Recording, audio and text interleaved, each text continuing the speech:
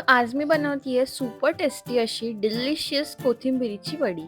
तर सगळ्यात आधी काय करायचं, इथे कोथिंबीर स्वच्छ धुवून बारीक चिरून घ्यायची. इथे एक आपल्याला वाटण तयार करायला लागतं. आलं, लसूण, मिरची आणि जिरे. इथे डाळीचं पीठ घेतलंय.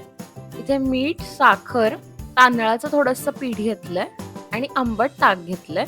तर सगळ्यात आधी याच्यावर आंबट ताक घालायचं, मीठ घालून घ्यायचं, साखर घालायची आणि इथे आपण जे वाटण तयार करून घेतलं होतं ते इथे घालायचं आणि ते सगळं एकत्र तांदळाचं पीठ घालून मिक्स करून घ्यायचं. तर आपण ह्याच्यामध्ये मीठ, साखर, तांदळाचं पीठ, ताक आणि जे वाटण हिरव्या मिरचीचं घातलं ते सगळं आता एकत्र मिक्स करून या सगळ्या कोथिंबिरीला लावून घ्यायचं.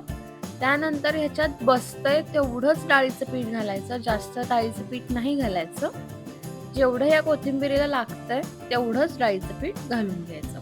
तर आता इथे काय करायचं, ह्या 2 ताटल्या आहेत याला सगळीकडनं तेलाचं ग्रीसिंग करून घ्यायचं आणि ह्याच्यामध्ये आपल्याला कोथिंबीर वडी उकडायला ठेवायची आहे. इथे आपलं सिक्रेट इन्ग्रेडियंट घालायचा सोडा थोडासा आणि आता हे सगळं कोथिंबीर वडीचं मिश्रण आहे ते या ताटलीमध्ये थापून घ्यायचं. आता ह्या ताटल्याच आपल्याला उकडायला ठेवून द्यायचं. तर उकडायची प्रोसेस म्हणजे खाली मोठं पातेलं ठेवायचं, त्यात पाणी घालायचं, वर चाळणी ठेवायची आणि मग वड्या उकडायला ठेवायच्या.